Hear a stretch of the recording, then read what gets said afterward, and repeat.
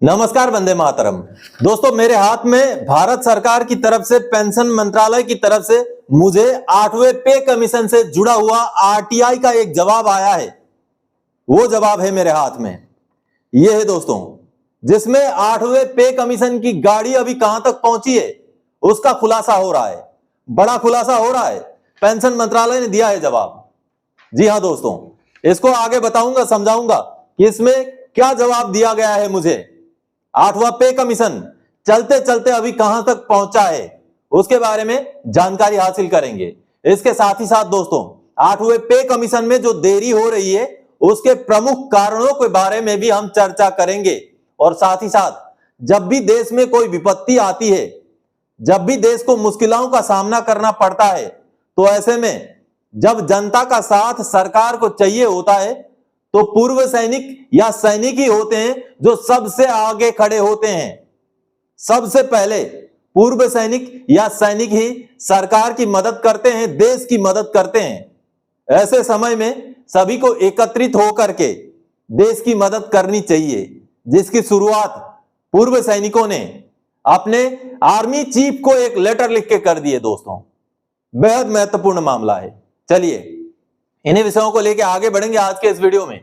लेकिन वीडियो में आगे बढ़ने से पहले हमेशा की तरह मेरा आप सबसे आग्रह है, ये सामने के आंकड़े देखिए दोस्तों। बहुत सारे पेंशनर्स अभी भी हैं जिन्होंने चैनल को सब्सक्राइब नहीं किया है, लेकिन फिर भी लगातार वीडियोस देख रहे हैं। तो उन्हीं व्यूअर्स से मेरा आग्रह है, अगर आने वाले समय में 8वें पे कमीशन की हर छोटी बड़ी महत्वपूर्ण जानकारियां अगर आपको चाहिए तो आप फटाफट से चैनल को सब्सक्राइब करके रख लीजिए, ताकि आने वाले समय में जो भी जानकारियां सैनिक पाठशाला में अपलोड हो उनकी जानकारी आपको तुरंत मिल सके, वीडियो का नोटिफिकेशन आप तक तुरंत पहुंच सके और आप जानकारी की अभाव में ना रहें। चलिए दोस्तों, आगे बढ़ते हैं। सबसे पहले 8 सीपीसी पर देरी के कारण एक समीक्षा। दोस्तों, भारत सरकार ने 16 जनवरी 2025 को 8वें पे कमीशन की घोषणा तो कर दी, लेकिन उसके बाद इसको संगठित करने में देरी हुई है। और देरी अब इतना ज्यादा हो गई है कि शायद किसी पिछले पे कमीशनों में घोषणा और गठित करने के बीच में देरी इतना ज्यादा नहीं था। तो ऐसे में इसके कुछ कारण जरूर रहे होंगे। कारण चाहे कुछ भी हो, किसी भी तरीके के हो, उन्हीं में से कुछ कारणों का हम समीक्षा करते हैं। चलिए, सबसे पहले ऑपरेशन सिंदूर का असर। जी हां, जैसे ही भारत सरकार ने जनवरी में घोषणा तो कर दी, लेकिन अप्रैल और मई के महीने में जाते जाते ऑपरेशन सिंदूर का आगाज हुआ। ऑपरेशन सिंदूर की वजह से भी शायद पे कमीशन में देरी हुई है, लेकिन ऑपरेशन सिंदूर का इतना ज्यादा बुरा असर देश पर पड़ने भारत की सेना ने नहीं दी, क्योंकि भारत की सेना ने अपना इतना ज्यादा दबदबा बनाए रखा कि ऑपरेशन सिंदूर का बहुत ज्यादा असर, चाहे आर्थिक असर हो चाहे कोई इतना बड़ा क्षति हो, ऐसा हुआ ही नहीं। तो इस वजह से सिंदूर एक रीजन तो है, लेकिन ये इतना बड़ा भी रीजन नहीं है कि ये 8वें पे कमीशन को 8 महीने तक धकेल सके। दूसरा रीजन है 50% टैरिफ की ट्रंप की जिद। जी हां, 50% टैरिफ वाली जिद के बारे में आप तो जानते ही हैं कि पिछले दिनों से ही जिसने सरकार को भी एंगेज करके रखा है। बेशक आर्थिक तौर पर इस फैसले से बहुत ज्यादा नुकसान ना भी हुआ हो, लेकिन जियोपॉलिटिकल सिनारियो में सरकार को एंगेज करके रखा है। इसके साथ ही साथ और भी कई ऐसे माहौल बने हैं पिछले 4-6 महीनों में जियोपॉलिटिकली, जिसने भी कहीं ना कहीं 8वें पे कमीशन को थोड़ा सा पीछे ले जाने का काम किया है दोस्तों, ऐसा मैं मानता हूं। और आगे सबसे अहम और महत्वपूर्ण, सरकार को इलेक्शन का फायदा लेना है। जी हां, भारत सरकार को भी इलेक्शन का शायद फायदा लेना है। आगे बिहार के चुनाव आने वाले हैं, उसी हिसाब से आगे और भी राज्यों के चुनाव आने वाले हैं और 2029 तक शायद एरियर का भुगतान करते करते पहुंचाने का भी कुछ ना कुछ प्लानिंग होगा। नहीं तो इतना देरी करने का कोई मतलब ही नहीं बनता है दोस्तों, अमूमन सरकारें ऐसे जब डिसीजन लेती हैं, चाहे पे कमीशन का डिसीजन हो, चाहे बड़ा कोई भी चीज स्कीम लागू करना हो, तो अपना फायदा तो देखती हैं, चाहे किसी की भी सरकार हो, कोई भी सरकार हो। तो इसी के तहत ये दिखाई दे रहा है कि पे कमीशन में जो देरी हो रही है वो कहीं ना कहीं चुनावों के मद्देनजर भी देरी हो रही है, और प्रमुख कारण पे कमीशन का देरी होने का यही लग रहा है। आप क्या मानते हैं, जरूर कमेंट कीजिएगा। चलिए, अब अगला पॉइंट ले लेते हैं। पूर्व सैनिकों की जबरदस्त पहल, आर्मी चीफ को भेजा पत्र, इनको करो बॉयकॉट। जी हां दोस्तों, यह मुद्दा जुड़ा हुआ है 50% टैरिफ से। आप सबको पता है कि भारत के कुछ चीजों पर जो है आयात कर लगा दिया गया है अमेरिका में 50%। तो इसके अगेंस्ट में जब देश के लोगों को एकत्रित होने की बारी आई तो सबसे पहले पूर्व सैनिक सामने आए हैं। इन त्योहारों में आपको स्वदेशी की बात कभी भी भूलनी नहीं है। उपहार वही जो भारत में बना हो, पहनावा वही जो भारत में बुना हो, सजावट वही जो भारत में बने सामान से हो, रोशनी वही जो भारत में बनी जी हाँ, पूर्व सैनिकों ने अच्छी पहल करते हुए अपने आर्मी चीफ को लेटर लिखा है। लेटर में क्या लिखा है, क्या मसला है, चलिए लेटर देख के समझते हैं। दोस्तों, देश के ऊपर कभी भी कोई भी विपत्ति आ जाए, चाहे आर्थिक विपत्ति हो चाहे सामरिक विपत्ति हो, तो ऐसे में हमेशा फौजी ही सामने रहता है, सरकार को मदद करने के लिए, देश को मदद करने के लिए। अब की बार भी भारत का जो अमेरिका के साथ टैरिफ का युद्ध चल रहा है, टैरिफ वार चल रहा है, जिसमें भारत के इंपोर्ट किए जाने वाले वस्तुओं के ऊपर 50% अमेरिका ने टैरिफ लगा दिया है। अब उसी का प्रतिक्रिया देते हुए पूर्व सैनिकों ने भी ताल ठोक दिया है। जी हां, भारत को कड़े कदम उठाने पड़ेंगे ऐसे सिचुएशन से बचने के लिए। तो इसी का समर्थन करते हुए अखिल कर्नाटका माजी सैनिक संघ की तरफ से आप ये देख पा रहे हैं, एक लेटर 30 अगस्त 2025 को भारत के सेना प्रमुख को लिखा गया, जनरल भूपेंद्र द्विवेदी जी को। और इस लेटर में क्या मांग की गई है, देखिए दोस्तों हमेशा सैनिक सामने ही रहता है जब भी इस तरीके से विपत्तियां आती हैं। यहां पर कहा गया है, request for discontinuation of supply of foreign good specially of America in canteen store department. देखिए, with reference to the above, we must humbly write to submit as under. Our beloved Prime Minister gave a call for Atmanirbhar, Make in India. Accordingly, we had requested earlier to suspend supply of foreign goods through canteen store department to all the defense and paramilitary forces, ex-servicemen and their families who form a major part of the consumers. देखिए दोस्तों, now again with the implementation of the unreasonable and selective tariff implementation by the American government, it will be more appropriate and most humbly request your kind selves to suspend supply of foreign goods and promote Indian goods. Thereby we defense service serve the nation in promoting Indian companies, which will reduce outflow of foreign currency from the country. This act will supporting one to the call given by the our Prime Minister Atmanirbhar Make in India. देखिए दोस्तों, पूर्व सैनिकों ने कहा है कि ये सही समय है। टैरिफ जब हमारे ऊपर लगा दिया गया तो हम भी हमारे जो भी CSD में चीजें लाते हैं, जो भी चीजें हम ऑर्डर करते हैं, वो विदेशी चीजें ना करें। साफ साफ ये पूर्व सैनिकों द्वारा जो हमारे आर्मी चीफ हैं उनको रिक्वेस्ट किया गया है।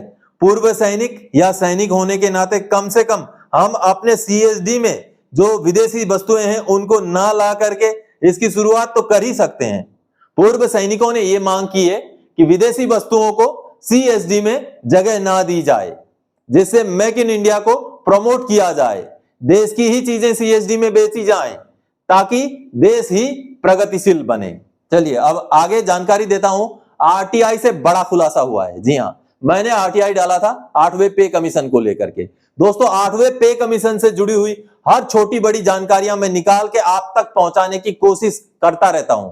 मेरी कोशिश निरंतर जारी रहती है, इसीलिए मैं आपसे रिक्वेस्ट करता हूं कि चैनल को सब्सक्राइब कर लीजिएगा, नहीं तो ऐसी ही कोई महत्वपूर्ण जानकारी आपसे छूट जाएगी। चलिए जानकारी क्या है। RTI से हुआ खुलासा, 8वां वेतन आयोग में अभी तक कहां पहुंची है गाड़ी। जी हां दोस्तों, मैंने RTI में जब सवाल किया तो पेंशन मंत्रालय की तरफ से, भारत सरकार की तरफ से मुझे जवाब मिला है। 8वें पे कमीशन से जुड़ा हुआ एक अहम सवाल था जिसका जवाब आया है। चलिए सवाल और जवाब देखते हैं। दोस्तों, भारत सरकार के department of personal and training को मैंने यह RTI लगाया था। 8वां पे कमीशन के ऊपर एक महत्वपूर्ण जानकारी मांग करके मैंने RTI लगाया था। पेंशन मंत्रालय का विभाग है department of personal and training, और ये RTI देखिए मैंने ये लगाया था। और RTI में मैंने क्या सवाल किया था, ये देखिए। Department of personal and training had issued an advertisement for employment of staff on deputation for working with 8 CPC। Various letters were issued on the subject. Copies of the letter are attached. Under the RTI Act, I may please be given the information that all the posts for 8 Central Pay Commission staff officers have been fulfilled or not. If fulfilled, please provide the details with name of the officer, staff and appointment. If the posts are yet not filled up completely, please provide the details of post filled up till date along with name and appointment. देखिए मेरा सवाल साफ साफ था। Pension मंत्रालय ने हाल ही में एक एडवर्टाइजमेंट निकाला था जिसमें 8वें पे कमीशन में काम करने के लिए कुछ स्टाफ को और कुछ अधिकारियों को नियुक्त करना था। ये लेटर निकाले गए थे। अब आरटीआई के अधिकार के तहत मुझे ये जानकारी दी जाए कि अभी तक कितने अधिकारी नियुक्त हुए हैं और अगर नियुक्त हुए हैं तो उनका नाम और अपॉइंटमेंट के साथ मुझे जानकारी दी जाए और नियुक्त अगर जितने भी हुए हैं, पूरे ना भी हुए हैं, जितने भी हुए हैं उनका डिटेल्स मुझे दिया जाए। ये मैंने साफ साफ आरटीआई में सवाल किया था जिसका जवाब मुझे पेंशन मंत्रालय से आ गया है दोस्तों। चलिए इसका मतलब 8वां पे कमीशन का अब लेटेस्ट अपडेट आपको मिलेगा दोस्तों। 29 अगस्त 2025 को मुझे रिप्लाई दिया गया है, उसको देखते हैं। चलिए ये देखिए दोस्तों, भारत सरकार का पेंशन मंत्रालय की तरफ से department of personal and training की तरफ से मुझे आरटीआई का जवाब दिया गया है 29 अगस्त 2025 को। आप यहां पर देख पा रहे हैं मेरा नाम है। ये जवाब मुझे आरटीआई पोर्टल में ही मिला है। अब इसमें मैंने जो सवाल किया था उसका जवाब देते हुए क्या बताया गया है जिससे 8वें पे कमीशन में अब कितना प्रगति है, कितना काम आगे बढ़ गया है वो पता चलता है दोस्तों। आप देखिए, in this regard it is informed that the vacancy notification for filling up 4 post of under secretary and 4 post of deputy secretary director in the 8 central pay commission DO department of expenditure on deputation basis under the central staffing scheme have been issued by this office department by DOPT letter number so and so। यानी कि 4 जो है under secretary अधिकारी और 4 deputy secretary level के अधिकारियों की नियुक्ति के लिए हमने एडवर्टाइजमेंट निकाला था जिसका लेटर नंबर ये है करके बताया गया। उसके बाद आगे देखिए, respectively and the above post are yet to be filled up as the selection process is underway. यानी कि दोस्तों बोला गया है कि अभी भी उन पोस्ट को फिलअप नहीं किया गया है। सिलेक्शन का जो प्रोसेस है चल रहा है, अंडरवे है। ये जवाब यहां दिया गया है। आप देखिए कब कब मांगे गए थे, अप्रैल में ही नाम मांगे गए थे, लेकिन अभी तक भी अधिकारियों की नियुक्ति नहीं हुई है, ऐसा पेंशन मंत्रालय ने मुझे जवाब दिया है।